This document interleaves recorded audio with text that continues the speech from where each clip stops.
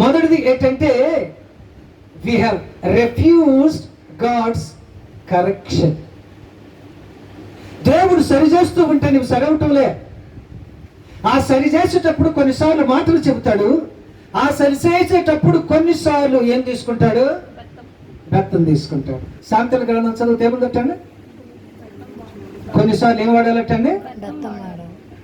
ఇప్పుడు అంటే ఏ స్కూల్ని ఏ టీచర్ని తెచ్చడం లేదు, కానీ ఇప్పుడు బెత్తము వాడకూడదు, పాఠాలు చెప్పాలి కదండి.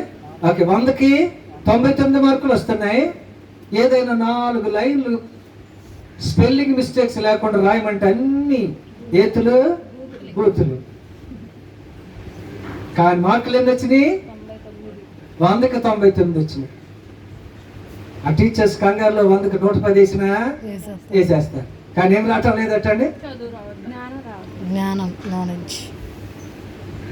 అందుకని మీరు గమనించారా, కాంపిటేటివ్ పరీక్షలు, పోటీ పరీక్షలకు వెళ్ళాక పాపం ఏమైపోతున్నారు చెప్పండి? స్టూడెంట్స్ ఫెయిల్ అవుతున్నారు. ఎందుకని? వాళ్ళకి ఆ జ్ఞానము లేదు, మార్కులు వచ్చేసినాయి. Gaining marks is different from gaining knowledge. జ్ఞానం వేరండి. మార్కులు ఏముందండి? కష్టపడి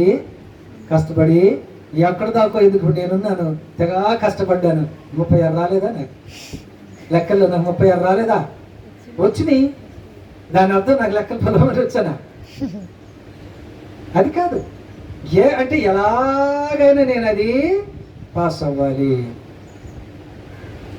వాళ్ళతో పాటు నేను కూడా మారానుగా 10వ తరగతిలో కూర్చోకుండా.